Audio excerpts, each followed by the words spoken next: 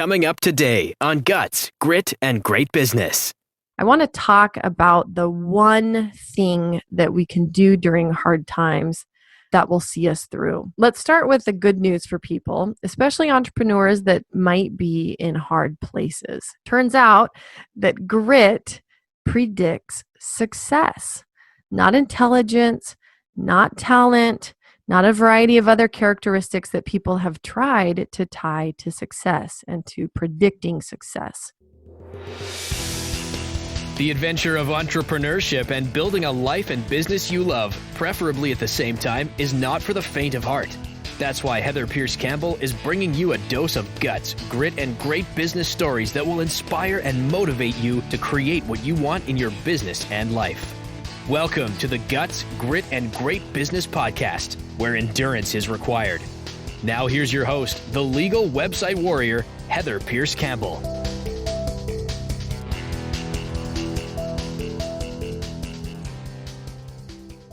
Hi there, it's Heather Pierce Campbell, the legal website warrior. Welcome to another episode of Guts, Grit, and Great Business. Today I want to start off with a story. It was August of 1998, and I had decided that instead of returning to Utah State University for my fall quarter of my third year of school there, I would instead go to a small village in Mexico, a village called Villunion, about 30 minutes outside of Mazatlan. I went there to teach English, and I lived behind the school, which was owned by a woman named Elvita. And Elvita had a sister named Almendra. They lived together, including Almendra's son, Martin. Well, one day, they invited me to join them on a little expedition to go catch crab. It was pretty exciting that Almendra owned a car. Most people in the village didn't own vehicles and used buses for public transportation. So we go to climb into Almendra's vehicle. And I can't remember to this day what type of car it was, but for some reason, what comes to mind is like an old Pontiac Sunbird. One of the back doors was locked shut. I think it had been damaged and just literally didn't open, including the window. The window didn't roll down. And the front seat was stuck in like a permatilt position. And so I had to climb in the back seat, crawl across the back seat. And I'm tall compared to both of these women, but I'm sitting in the back seat and I'm scrunched up a little bit behind Almendra's driver's seat, which is permanently tilting back. And Martin climbs in the back seat with me, with his little dog, a little tiny chihuahua called Princesa. So we start off our expedition heading towards the mouth of a river to catch crab.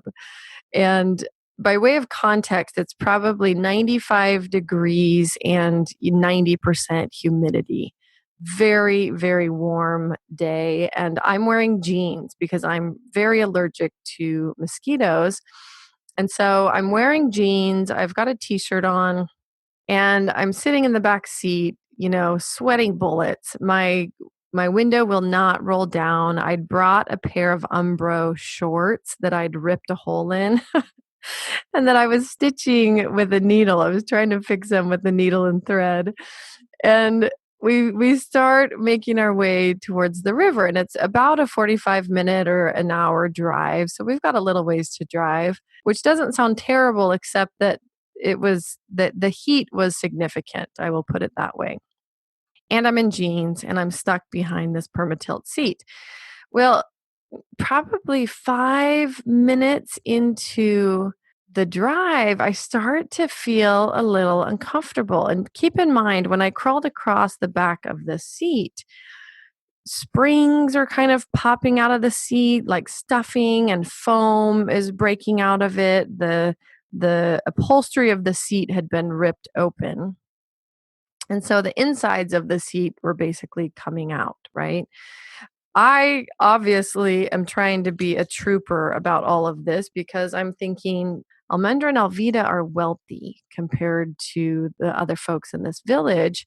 I mean, they're at a significant advantage that they even have a vehicle. So I'm sitting there trying to be very grateful for this vehicle, for this experience, and I'm getting increasingly more uncomfortable, and I just feel sweaty and itchy. And I look down and I notice that in addition to the stuffing and the springs coming out of the seats that I'm sitting on, this big bench seat in the back, um, there are also thousands of baby spiders pouring up out of the seat. And for anybody who has seen baby spiders in mass, I mean, the closest thing I could relate it to, and I grew up in Walla Walla, Eastern Washington. It was pretty dry, hot climate. But if you've ever seen box elder bugs when they're babies, they're teeny tiny, and they're red and they look like baby spiders. And I'd seen clumps of box elder bugs where these little tiny baby, what looked like baby spiders, but red, are, kind of crawling around in hordes. And that's essentially what it looked like I was sitting in, except that the baby spiders were black. And they literally were just an army of spiders crawling out of this seat and up the back of my behind and up over into my jeans and up my back in my shirt. I was so uncomfortable. And I'll just say it, I am not a big fan of spiders when they are on me, inside a house or on me. I'd had a spider bite my senior year of high school that I'm pretty sure was a brown recluse and caused my entire ankle to turn black and some of my skin and flesh to fall off. Anyways, long story short, I was sitting in a nest of spiders, and we had probably 30 or 40 minutes left on this drive. I did not say a word. I wanted to scream. I wanted to jump out of the car. I couldn't open a door. I couldn't even crack a window. And instead, I literally grit my teeth and looked down and just focused singularly on the shorts that I was trying to stitch and fix because they had a hole ripped in them. And I sat there and made that drive for 40 minutes sitting in a nest of spiders. And of course, when we got to the river, the location where we were going to do the crab fishing, I jumped out and probably did a crazy little dance. And but I didn't say a word about the spiders that I was sitting in. I did not want these women to feel bad about their circumstances. I certainly didn't want them to feel like they had somehow subjected me to something terrible. So I didn't say a peep.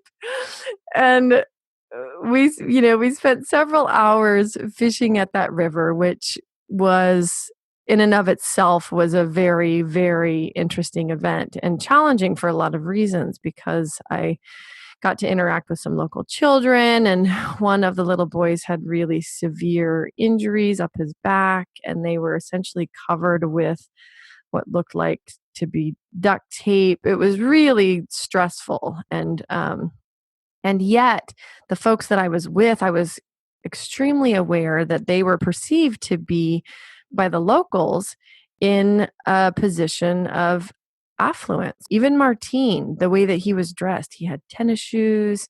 I think he had white shorts. Everything about him let the people that lived by that river know that they had money in comparison. And so there were lots of things about that day that were challenging, but one of the most challenging parts was when it came time to go home and having to climb back across that seat and sit down in a nest of thousands of spiders and repeat that experience driving back to Viognier. And do it on the way back, I should say, with a stinky little wet dog and the smell of crab in the car. So it was, from a smell experience, it was also a singular experience. But I share this because I think stories about grit and endurance and literally moments in our lives where we grit our teeth in order to make it through are important for a variety of reasons. And today, I'll start off by saying it's not a coincidence that I created a business that has the word warrior in it. It's not a coincidence that I've launched a podcast called Guts, Grit, and Great Business.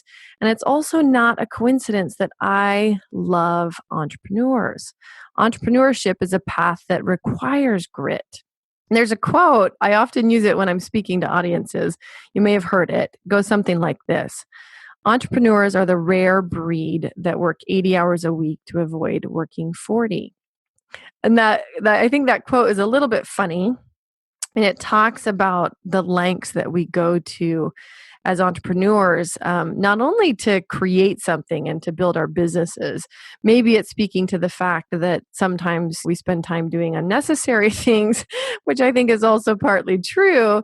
But I think in large part, it also speaks to the grit that entrepreneurs must have to even choose to go down that path. And grit has shown up in my life in a variety of ways. And so and also combined with current circumstances, the topic of grit is something that I care a great deal about. One of the reasons that I launched this podcast was as a way to help motivate people and keep entrepreneurs engaged in their path, to help them build their endurance, because entrepreneurship, especially through tough times, which many people are experiencing right now, requires a pretty large dose of grit. And because there are a lot of people experiencing hard times, I want to talk about the one thing that we can do during hard times that will see us through. But before we get to that one thing, let's start with the good news for people, especially entrepreneurs that might be in hard places. Turns out that grit predicts success, not intelligence, not talent, not a variety of other characteristics that people have tried to tie to success and to predicting success. So, what is grit?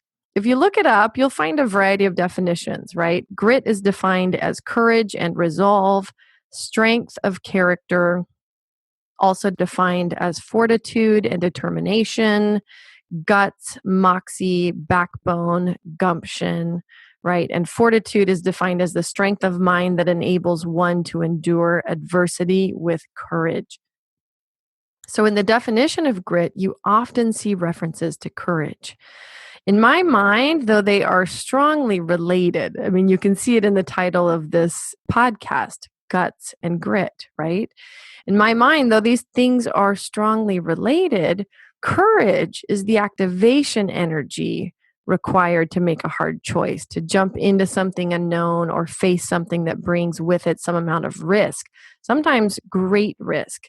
But grit is about continuing in the same direction, seeing something through, not giving up. Grit is about those 80-hour work weeks. Not that that's always required, but man, a ton of hard work is definitely required on the path to entrepreneurship. The next thing you might be wondering is whether grit is a trait that you're born with or whether it is something that can be developed. Both, as it turns out. So it's really interesting because if you rewind a few years back, there was a time when I was actually doing a fair amount of life coaching, in part because people would come to me and ask me for help with all kinds of things, in part because I think naturally coaching in a variety of ways is a fit for me. But I was doing a fair amount of life coaching for people. And I'd actually developed, this was the year before Angela Duckworth's book came out, which was published in 2016. But it was 2015, and I was engaged in this coaching. I'd actually set up a little program, and I had created my own quiz for measuring grit. So clearly it's a topic that has interested me enough that I wanted to put my own clients through this quiz around grit. And I had there was a 40-point measurement, and then you could get a rating, a statistical rating. And granted, I created this thing myself. I have no background that qualifies me to do this other than a love for the topic of grit and some personal experience with it. But this quiz had a series, quite a few questions, had a measurement, had some standards that, when you rank people across the board, they got placed into categories that told them how much grit they had and what percentage of the population they were in. And I think a lot of people, when you look at grit and look at the topic of grit, and it's really interesting because just now, today is the first time getting ready to do a podcast on the topic of grit. I thought I should probably pick up Angela's book and read it. So I did. I read it today, and man, of course, she's an expert on grit. This is something she's been studying for a long time, and there's a lot of data to back up. And as I was making my way through her book, I found that she actually has a quiz to measure grit. So I took it, and it turns out it's the same percentage point as I measured on my own quiz that I developed, which I thought was kind of fascinating. But on her quiz, when I went through and reported on all of my answers, it turns out I'm in the 99th percentile for grit. And so I think that there's a reason that this is a topic that I love. My instinct was that grit is something that is both partially born and something that can be developed. And indeed, that's what Angela says in her book, right? Both, as it turns out. You can be born with it and you can develop it. So some people might come into this world with a little more grit built into their personalities or their DNA, but grit is also something that can be learned, that can be developed. So that's the good news. Some of us get a dose of grit heaped upon us by our parents. Before you start thinking that that sounds like a wonderful thing or like the easy way through for developing grit, let me share a few stories with you. So when we were kids, I clearly remember a time when my sister had an arm injury. We used to live on rollerblades, and we lived in a house that had a big basement with concrete floors, and we'd put on our rollerblades, and man, we would just fly around that basement. Well, somehow Ashley had sustained an injury to her arm, and she told my dad about it. And my dad at the time, and for many years after, really considered Ashley, he used to call her the princess and the pea, basically contributing her arm pain to the fact that she was really in tune with her body to the extent that she was a princess and she could feel if there was a pea 10 mattresses down underneath her bed.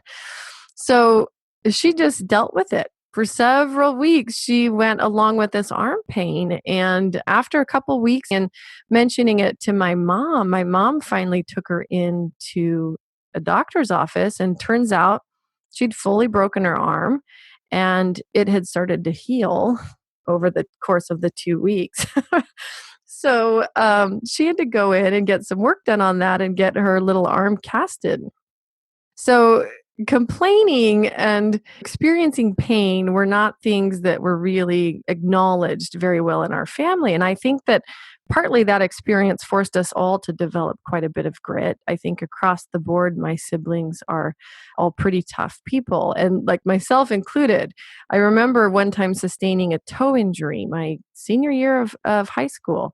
And we regularly would sleep outside on the trampoline at nighttime. And I'd done this one weekend, and I was running in, like sprinting in the back door the next morning because I had to go to the bathroom. And I hit the back door at pretty much a full run. And so the door swings open and I am flying in the back door before I realize that the floor vent has been pulled up an inch or two off of the floor, the heater vent. So it's sticking up and the lip is up above the floor. And so my toe hits that vent at pretty much full force and rips my toenail up off my toenail bed. Well, that was painful, and that was an injury that I sustained during the middle of volleyball season. And so that was unfortunate because my foot hurt me for quite some time after that. But I had clipped, as far back as that toenail got ripped up, I had clipped the toenail back. And unfortunately, just spending so much time in athletic shoes and working out. I had advanced weight training. I had volleyball practice every day. I worked out on my own outside of that. Like, I just was constantly in athletic shoes. And so what remained of my toenail was really bothering me. And I remember laying on the floor one day and holding my foot up to my dad, who was sitting at the table, just mentioning it to him. Like, I was reading a book. I was not paying attention to what my dad was doing. But I said to him, "Dad, my toe has really been bothering me. Will you take a look at it?" Well, that was the last time I made a mistake like that. Because what I didn't know is that my dad was sitting up there with some tools laid out on the table. And while I was reading my book and I had plopped my foot on his thigh to let him take a look at that bothersome toe, he'd reached over and grabbed his pliers. And in about 1 second flat, just ripped what remained of that toenail right off. Um, so my parents, let me be clear that my parents were loving and kind and firm. They did a lot of things right, but acknowledging pain, acknowledging any kind of complaining was not something that really happened in our family. So in a sense, that was one more layer, one more way that we got to develop grit as kids. And all of us went through experiences like that. So yes, grit can be heaped upon us at times as well. But the reality is that regardless of why it's developed, it's a powerful tool to have in your toolbox. So there have been quite a number of studies done that analyze what traits, what characteristics, etc., result in success. Turns out that with everything else being equal, like I mentioned before, grit is the predictor of success. Even Darwin, and this was an interesting mention in Angela's book, but even Darwin, who obviously was extraordinarily skilled in the power of observation when it came to nature and the natural world, was a keen observer of humans and human behavior as well. And he held a belief that zeal and hard work are more important than intellectual ability. And so let's talk for a moment about zeal. I believe that having and demonstrating grit gets a heck of a lot easier if you have determined your purpose, if you have attached your work and your life to purpose. I was happy to see that Angela in her book has a section on interest in purpose, right? And interest being, what it is, having a personal interest in something, and purpose being defined as the intention to contribute to the well-being of another. And Angela describes that most people first become attracted to things that they enjoy and only later appreciate how these personal interests might also benefit others. I think a lot of people have the misconception that for people that achieve great heights, they somehow started off knowing their purpose or had connected, had the advantage of connecting with their purpose much earlier on their path than anybody else. And I don't think that's true. If you look at, and when Angela describes it in her book, it makes a lot of sense when you see it in this order. But the most common sequence is that somebody starts with a relatively self-oriented interest. They learn the self-disciplined practice, and finally they integrate that work with an other-centered purpose. They relate that work to others, right? And I thought about that, and I thought about some examples in my life of people that have become successful doing something fairly unique. So my son, who's 7, has shared with me multiple times the story of a comic book writer that he follows, that he learned about, who started writing comics when he was a kid.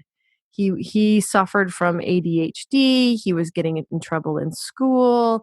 He began writing comic books as he sat out in the hallways of his school while he was in trouble, as a way to express himself, as a way to create. And it turns out his teacher would take these away, it ended up being a thing, but he persisted. He continued creating and writing comics and creating comic storybooks.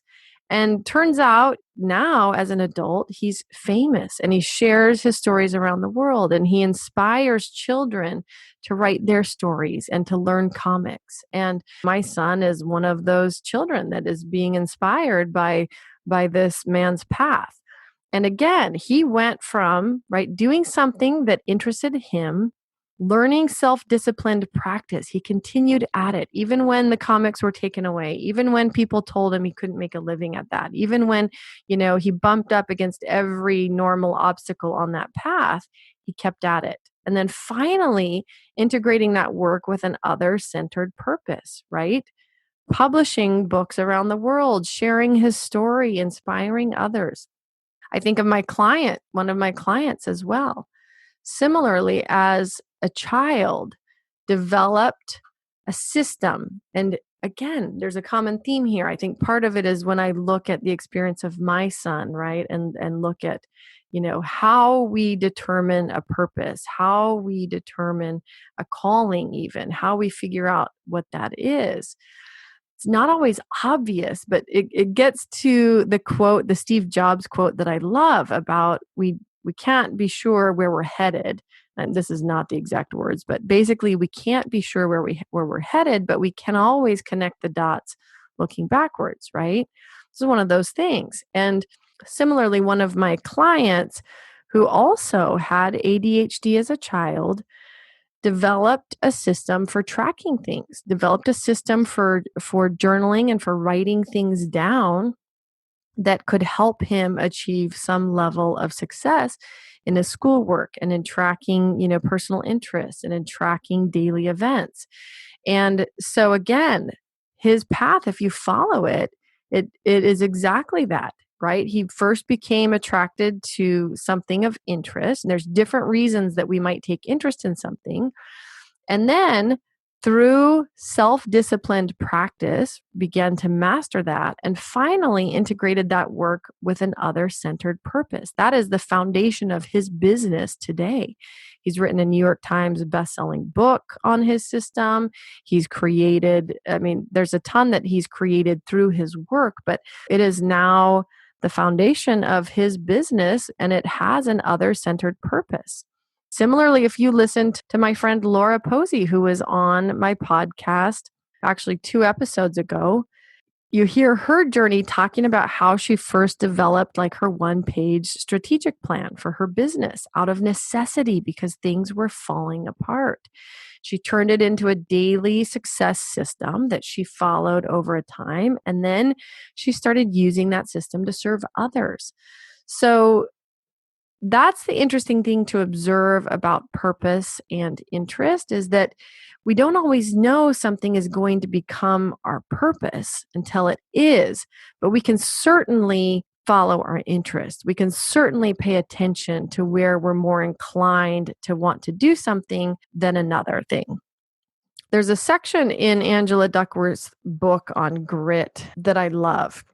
It's a conversation that she shares that she has with actually a young entrepreneur. And she is talking to this person about grit. And she says, look, grit isn't just working incredibly hard. That's only part of it.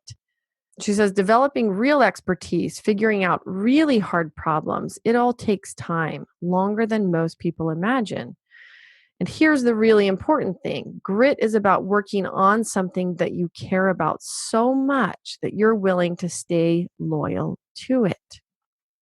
When you care about something so much that you're willing to stay loyal to it, the long days become worth it because your efforts are paying dividends to other people. But understand that people don't always start with purpose. I don't want people to get that backwards and think that they somehow have to know their purpose if they don't already, right? People don't always start with purpose.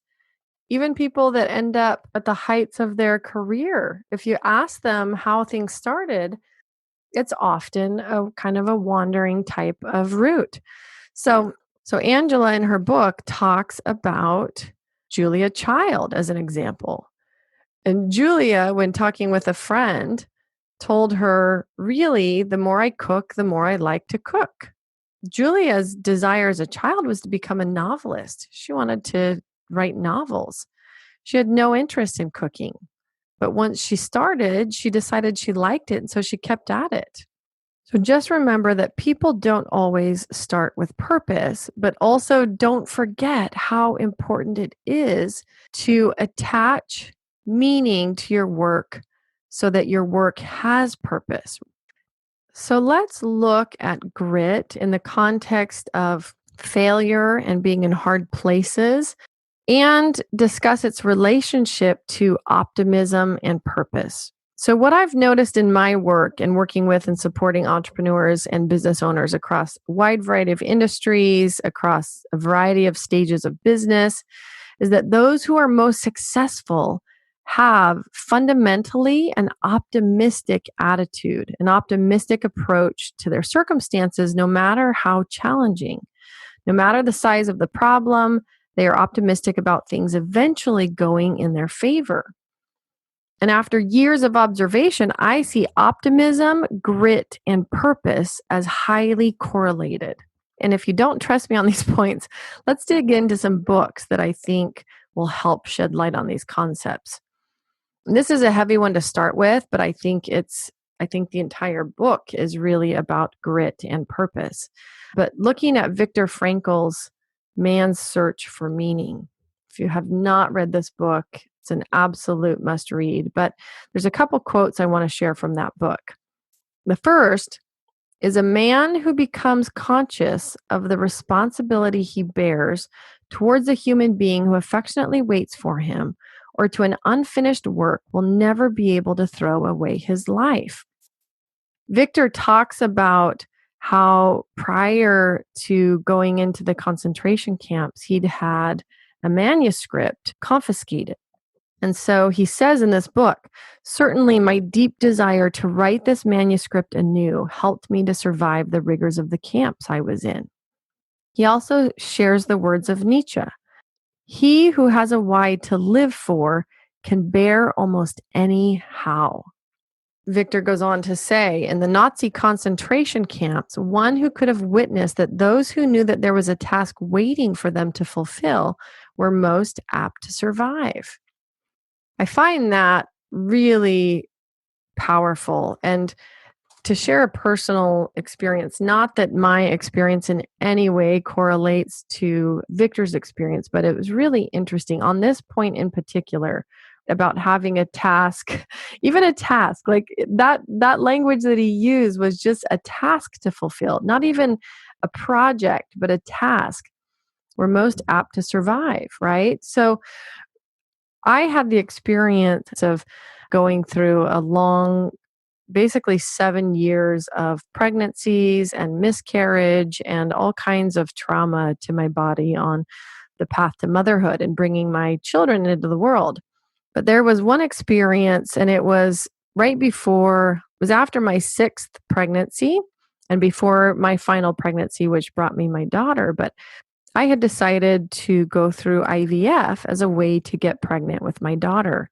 We had made that selection because we had the option for very high level chromosomal screening, which the theory was would decrease our risk of having an at-risk pregnancy, right? So I'd gone through all the testing, thousands and thousands of dollars of genetic testing, gone through all of the hormonal, oh my gosh, the long hormonal treatments. I mean, my belly was bruised, I was swollen, my body was so uncomfortable.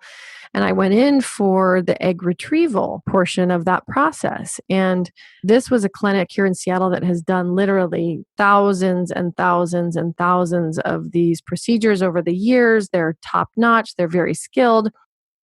And somehow, when they were doing the procedure, something went wrong. They did not know that something was wrong. And so they finished the procedure, they sent me home, and I was laying on my couch at home and I just really wasn't feeling well. You know, it was a same day procedure. They release you to go home to recover. I was laying on the couch and I got up to use the restroom. And literally, when I'm getting up from the restroom to try to come back into the living room, I end up passing out and hitting the floor. And I come to, my husband and my son are there, and my husband has called the doctor's office and reported what has happened. And the doctor had said, oh, she's probably just dehydrated from the procedure, from, not eating or drinking before the procedure. Just give her some fluids, have her lay back down on the couch to recover. So my husband helped me to the couch, and I laid there for probably about a half hour longer, and I really just did not feel well. I was clammy. I was feeling cold. Anytime I would sit up, even like an inch or two, raise my head up, I would start to feel just like something was really wrong, dizzy, like I was starting to pass out again. And so I looked at my husband and I told him, I said, you need to get me to the hospital right now. And so he did. He ran downstairs and he got our son out of his nap. Aiden at the time was 4, and he put him in the car and he tried to help me up. I kept blacking out. So he basically I crawled partway on the floor, and then he had to carry me to the car. And he put my legs up on the front dashboard and drove like a maniac to the hospital. I was blacked out. I was intermittently unconscious. By the time I got to the hospital, I remember waking up very briefly, getting pulled out of the car and into a wheelchair. But then I immediately blacked out again. And then I woke up inside of the hospital briefly in the waiting room. My husband was yelling. A nurse came out of the back of the hospital, or like through the doors, and took my blood pressure, which was 50/30. And then she was yelling. And then suddenly I was being wheeled back into the hospital. So turns out, after everything was said and done, they had nicked a vein or an artery, and I was bleeding out into my abdomen. So I had lost a huge amount of blood into my peritoneal cavity. So all of my intestines, my reproductive organs, like everything was just surrounded in blood that belonged inside of my vascular system. And the interesting thing, relating back to this story, though, relating back to what I'm talking about, even with Viktor Frankl saying, those who knew that there was a task waiting for them to fulfill were most apt to survive. When I was blacking out repeatedly, when I realized something was really badly wrong, I remember thinking, oh, hell no, I am not going anywhere. Something is very wrong. But this was literally one of the last thoughts I had before leaving my house for the hospital. So I'm not going anywhere. I've got to be at Dan Kennedy's marketing training in 2 weekends. I'd signed up for a training with Dan Kennedy, and I was flying to Columbus, Ohio in 2 weeks. And so heading off to the hospital, I remember just having the thought, oh no, I'm not going anywhere. I've got to be at the Dan Kennedy training. And also that was then followed by the thought, I've got more people to serve. In addition to my family and taking care of my children, I've got things to do in the world. I am not going anywhere.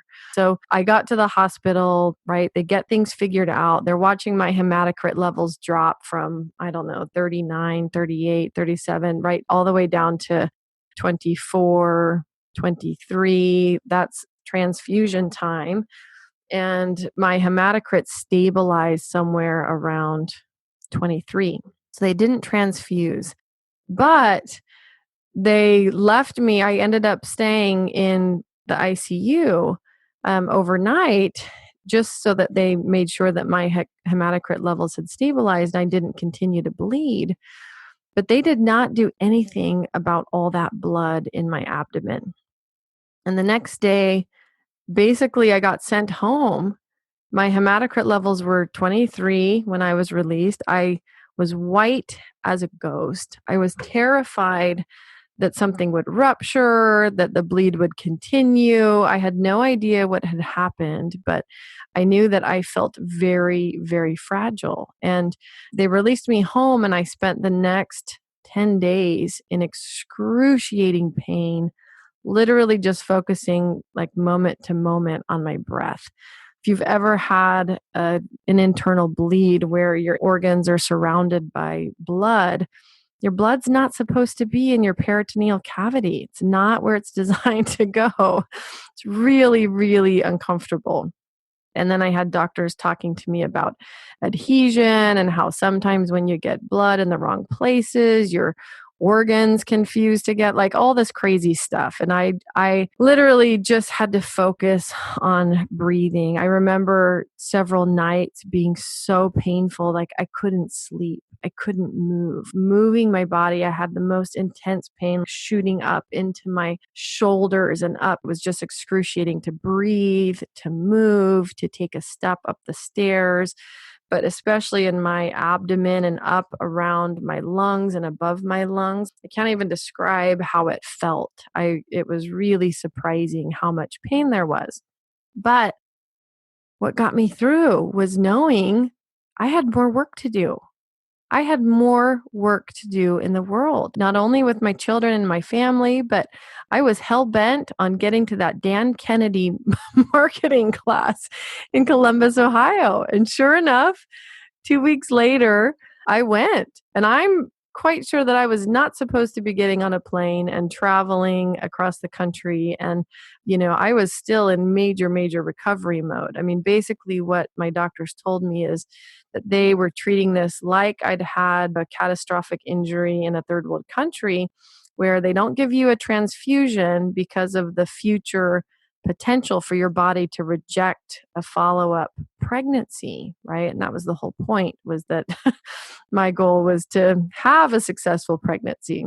But it also meant that it would take some time for my body to reabsorb the iron and the nutrients that were in the blood that leaked out into my abdomen. So that was an intense period, but I made it to that Dan Kennedy seminar, and it was one of my most enjoyable trips when it comes to business and education and learning. So that's just a personal anecdote about the power of having a task that you look forward to, right? Having a task that is waiting for you and that's waiting for you to fulfill. Back to Viktor Frankl, he shares in the book, he shares the details of a conversation that he was having with others in the camp one evening where they were acknowledging how severely the odds were stacked against them. But Frankl was still trying to share words that might keep other people going. He shares that he had estimated his own chance of survival to be about 1 in 20. When I read that now, and I've read this book several times, but when I read that now, I mean, to put it in terms of current perspectives, right? The current death rate of COVID in the US right now is about 5%, about 1 in 20. This is what Frankl estimated to be his chance of survival. Yet still, he told others that in spite of this, I had no intention of losing hope and giving up. This is the power of having a level of commitment to something that is attached to purpose, to meaning. And another book, if you look at, and this is another popular one in the entrepreneurial space, but look at Stephen Pressfield's The War of Art. This is really a book about purpose and grit, although these words are not used. So Stephen has a section in that book that's all about the topic of turning pro. There's a quote that he uses that says, "It is one thing to study war and another to live the warrior's life." It's one thing to read about it or to know about something. It's a totally and entirely different thing to do it. There's another quote that says, "The amateur does not love the game enough. If he did, he would not pursue it as a sideline distinct from his real vocation. The professional loves it so much he dedicates his life to it. He commits full time." And another section, "In order for a book or any project or enterprise to hold our attention for the length of time it takes to unfold itself, it has to plug into some internal perplexity or passion that is of paramount importance to us. The professional has learned that success, like happiness, comes as a byproduct of work. The professional concentrates on the work and allows rewards to come or not come, whatever they like. In that section on turning pro, he has a list of things that make us pro, right? But the first 5, he says, we are pros in our jobs. We show up every day. We show up no matter what. We stay on the job all day. We are committed over the long haul. The stakes for us are high and real. I think so many entrepreneurs can relate to what that looks like in their business, showing up every day, showing up no matter what, staying on the job, staying committed over the long haul. What he's talking about is grit. What he's talking about is having purpose so that we have the energy, we have the focus, we have the commitment to keep showing up. To clarify a point about professionalism, he also says, the professional, though he accepts money, does his work out of love. He has to love it. Otherwise, he wouldn't devote his life to it of his own free will.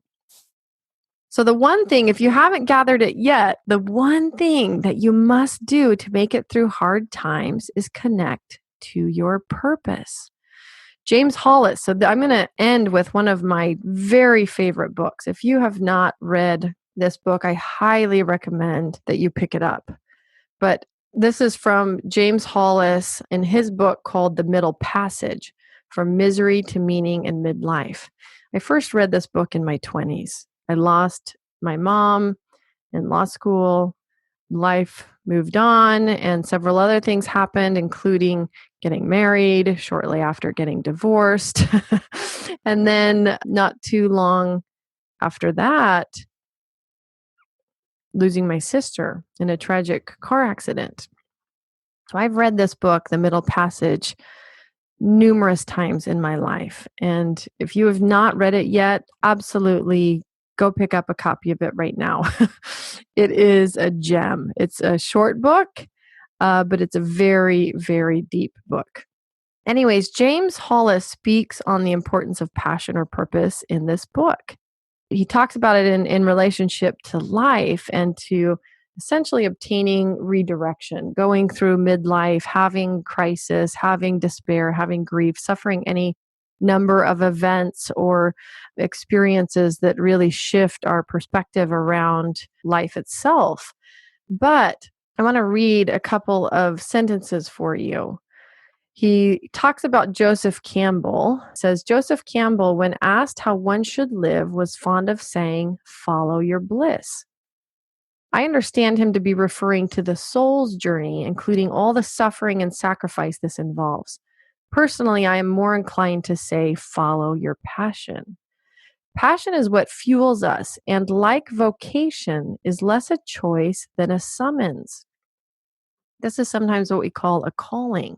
When people talk about having a calling, experiencing their calling, recognizing their calling, this is what they're talking about. It's less a choice than it is a summons. Anyone who has attempted to be genuinely creative knows what hard work it is, how suffering is unavoidable, and yet how satisfying can be the sense of process and completion. We only get to completion with grit.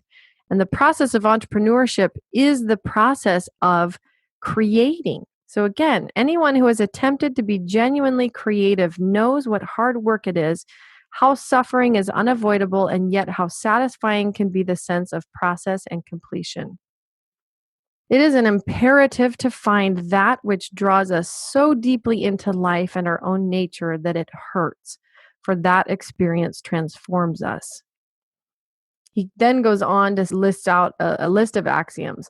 Life without passion is life without depth. Passion, which I think also is purpose, while dangerous to order, predictability, and sometimes sanctity, is the expression of the life force. So passion or purpose is the expression of life force. One cannot draw near the gods, the archetypal depths, without risking the largeness of life which they demand and passion provides. Finding and following one's passion serves one's individuation. Anyways, then he ends this section by saying, living passionately is the only way to love life. And I would say, bringing that passion to our work is the only way to love our work. There has to be some meaning. We have to, whether we recognize it, whether we find it, whether we create it, we have to understand the relationship of meaning in our work so that we can dig deep and we can experience and demonstrate grit, which is the only way that we get to success. Now, what if you don't know your purpose? What if you haven't discovered your calling? In the words of Angela Duckworth, and I really like her description of this, a calling is not something fully formed that you find. It's much more dynamic. Whatever you do, whether you're a janitor or the CEO, you can continually look at what you do and ask how it connects to other people, how it connects to the bigger picture, how it can be an expression of your deepest values. In other words, a bricklayer who one day says, I am laying bricks, might at some point become the bricklayer who recognizes, I am building the house of God. And my thoughts on calling, on discovering your calling, are very similar. It doesn't just bonk you on the head. While it may look that way from the outside looking in on other people's lives, callings are developed. Purpose is built. These are not things that are generally discovered. They start perhaps by paying attention to our interests and taking one step at a time, even if we don't know where we are headed. But essentially, you find something you can commit to, something that interests you, and you do the work, do the work, do the work. Stephen Pressfield style. You show up and do the work. Purpose will find you, or you will eventually find it. And when you have purpose, you will very likely have more grit. And with more grit, you have taken one of the most important steps you can take towards success. And you just keep taking that step day after day after day. Thank you so much for joining me today. I love this topic. It's a big topic, but I hope that you find a few of these points helpful. I hope that you are able to connect them to your own path. And I hope that you are able to keep moving forward, taking step after step after step. I'll see you on the next episode. Thank you for joining us today on the Guts, Grit, and Great Business Podcast. We hope that we've added a little fuel to your tank, some coffee to your cup, and pep in your step to keep you moving forward in your own great adventures. For key takeaways, links to any resources mentioned in today's show and more, see the show notes, which can be found at legalwebsitewarrior.com/podcast. Be sure to subscribe to the podcast, and if you enjoyed today's conversation, please give us some stars and a review on Apple Podcast, Spotify, or wherever you get your podcast so others will find us too. Keep up the great work you are doing in the world, and we'll see you next week.